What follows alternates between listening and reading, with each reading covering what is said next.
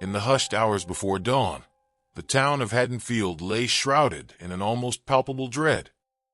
For weeks, brutal murders had swept through its quiet streets, leaving its inhabitants locked behind bolted doors and trembling in fear. Whispers spread like wildfire. The specter of Michael Myers was believed to be responsible for the unspeakable acts, and every resident prayed fervently that he was not the true culprit. Yet, even as the police fumbled for answers, the town's collective hope waned beneath the weight of its terror. Unbeknownst to the suffering townspeople, a far more monstrous evil was on the move, one whose name struck fear into the hearts of all who knew it.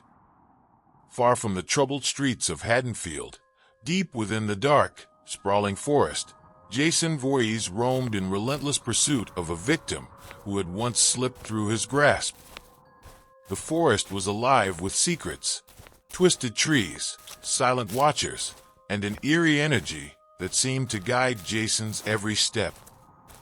After hours of wandering through tangled undergrowth and overgrown paths, his unerring instincts led him to a gaping cave entrance, as if beckoning him into its cold embrace.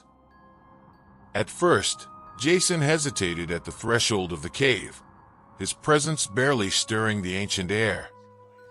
Yet, every time he strayed from its dark invitation, a strange buzzing, a sound like an otherworldly whisper, drew him back. Unable to resist its call, he stepped into the darkness. The deeper he ventured, the more the cave seemed to pulse with an unseen power. Finally, in a vast chamber at its heart, he discovered a sealed chest, half buried in shadows and forgotten time. No sooner had his calloused hand brushed the cold surface of the chest than the very walls of the cavern began to shudder. An ominous vibration filled the space, punctuated by a chorus of eerie buzzes. Clutching the mysterious chest, Jason retreated with a speed that belied his imposing figure, the cave's entrance collapsing behind him as if sealing away the ancient secret forever.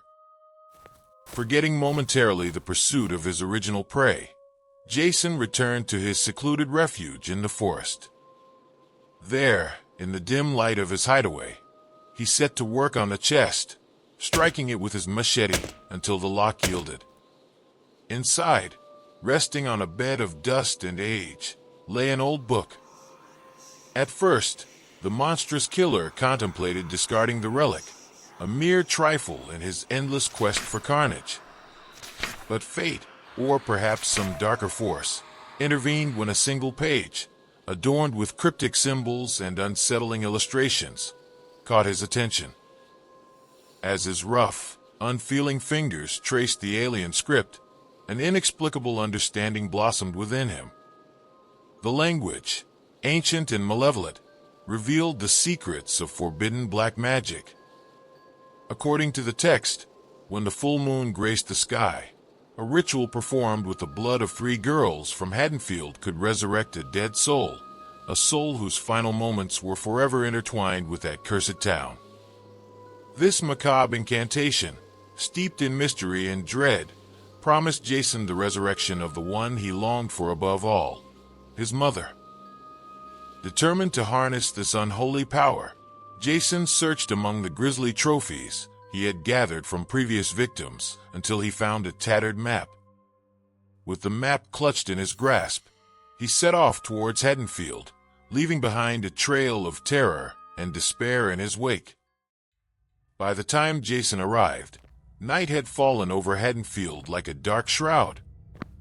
He moved through the deserted streets with the stealth of a predator, his every step measured and silent. Amid the labyrinth of alleyways and abandoned storefronts, he discovered a solitary girl, a flicker of life in a town already dimmed by fear. In a heartbeat, he struck. Silently, he seized her and dragged her into the nearby forest. There, beneath the looming boughs of ancient trees, he bound her to a gnarled trunk, marking her as the first sacrifice in his grim ritual. For the moment, he resolved to bide his time until the morning light allowed for his next move. However, the disappearance did not escape the notice of Haddonfield's residents. Panic spread as families and neighbors began to search desperately for the missing girl. In the midst of the ensuing chaos, another figure lurked, a relentless, silent force of evil. Michael Myers, whose own reign of terror had once haunted these streets, concealed himself in an old, rusted junkyard at the town's edge. There, amid discarded memories and forgotten debris, he waited for the dark of night to resume his own hunt.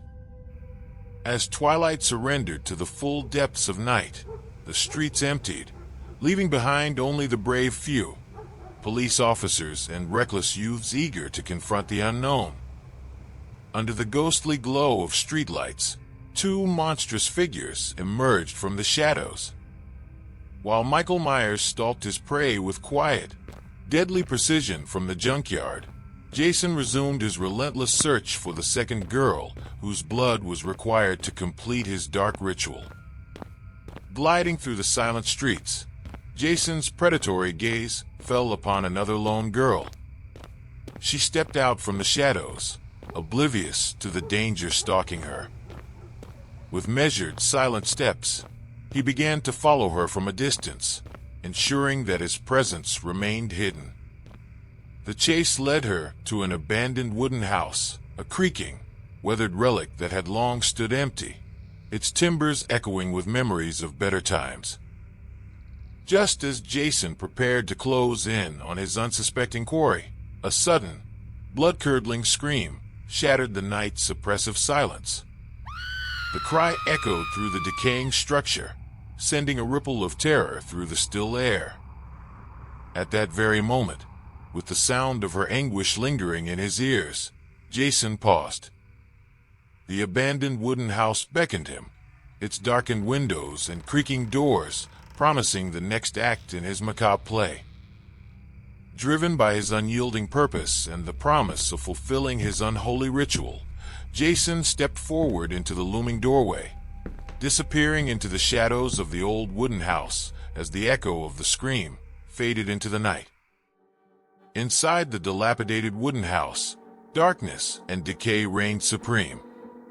The once proud structure now stood as a silent witness to unspeakable horror.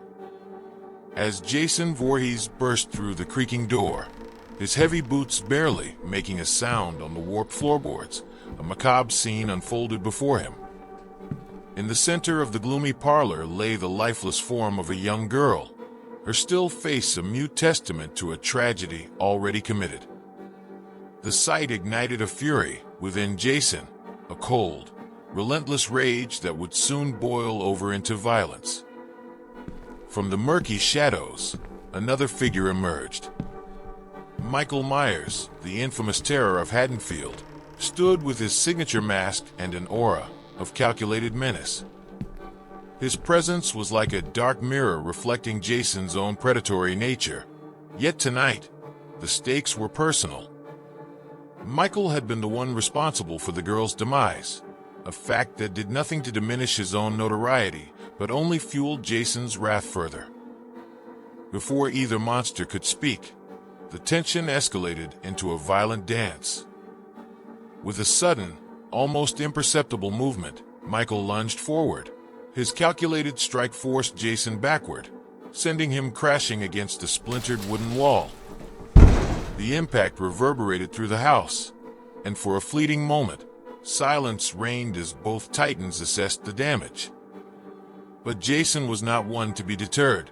In a display of unbridled strength, he grabbed Michael by the shoulder and, with a swift, brutal motion, hurled him across the room.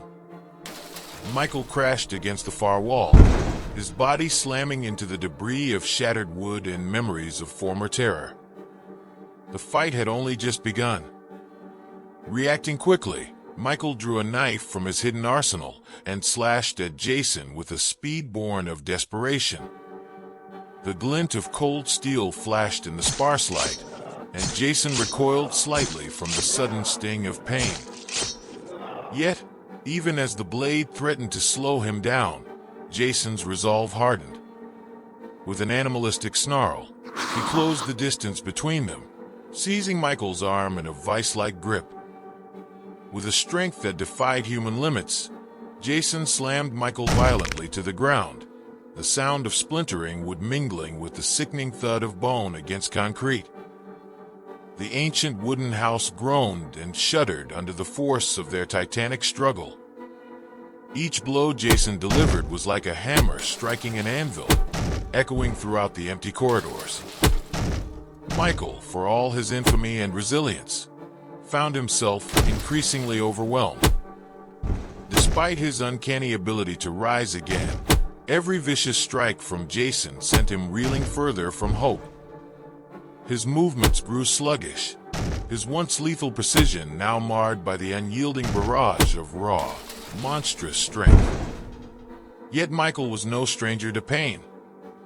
He staggered to his feet again and again, fueled by a grim determination and the cold will to survive. With his knife flashing through the dim light, he attempted a series of desperate counterattacks. But each of his slashes was met with the unrelenting might of Jason's retaliatory blows. With every savage swing, Michael was tossed about the room as if he were a rag doll, his form battered, his limbs compromised, his endurance finally giving way. Just when it seemed that Michael's fate was sealed, and Jason's next blow would be the final punctuation in this brutal chapter, a distant wail of sirens sliced through the oppressive tension. The voices of people, filled with fear and determination, surged from outside the crumbling walls of the house. The sudden intrusion of human sound broke the hypnotic rhythm of the violence, and Jason's predatory focus wavered. Realizing that the arrival of the authorities would only complicate his dark mission, Jason made a split-second decision. With one last, disdainful glance at Michael's battered form, a man whose terror had once gripped Haddonfield now reduced to a broken heap, Jason turned away. His heavy, deliberate footsteps echoed as he swiftly retraced his path through the shadowed corridors of the old wooden house. Outside, the chaos of approaching sirens and shouted voices urged him on as he melted back into the night, retreating toward the dense, concealing darkness of the forest where his secrets lay hidden. Inside the forsaken house, the aftermath was grim and final. Michael Myers lay injured on the creaking floor, his once formidable presence now diminished by the relentless onslaught. Each shallow breath and weak groan was a somber reminder that even legends could fall. As the voices and flashing lights drew nearer, the battered figure of Michael Myers remained alone, a broken relic amidst the ruins of violence. And so, beneath the fading echoes of battle and the ever-approaching call of justice, the ancient wooden house stood in solemn silence. Jason Voorhees had vanished into the night, leaving behind only the shattered remnants of a fearsome confrontation. Michael Myers, the terror of Haddonfield, now lay injured on the cold, unforgiving ground, a silent testament to a night when two monstrous forces clashed, and one, at least for now, was left defeated.